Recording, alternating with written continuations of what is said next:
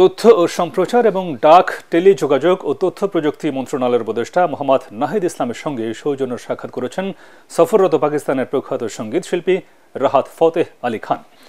বিকেলে সচিবালয়ে ডাক ও টেলিযোগাযোগ মন্ত্রণালয়ে দেখা করতে আসেন এই গুণী শিল্পী। সাক্ষাৎ শেষে উপদেষ্টা বলেন, এই গণতান্ত্রিক ও ভারসাম্যপূর্ণ দক্ষিণ এশিয়া দেখতে চায় বর্তমান সরকার।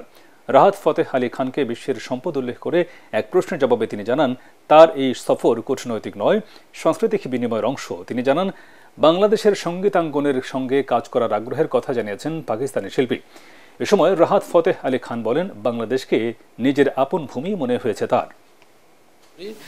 যে রাহাত ফতেহ আলী খানের মতো গুণী ব্যক্তি, উনি কেবল একটি দেশের নয়, বরং আমাদের উপমহাদেশের এবং পুরো বিশ্বেরই সম্পদ। এবং বাংলাদেশে তার অনেক ভক্ত রয়েছে, বাংলাদেশে কাওয়ালি খুবই জনপ্রিয়। তো উনি এসে আমাদের মঞ্চ মাতালেন এবং আমাদের অভ্যুত্থানের পরে এরকম একটি আয়োজনের আসলে প্রয়োজন ছিল, সেজন্য আমাদের জায়গা থেকে আমরা ওনাকে অনেক ধন্যবাদ জানিয়েছি। I very much feel that I'm singing in my home ground, and I'm always, as a Pakistani, we are always stand with the Bangladeshi.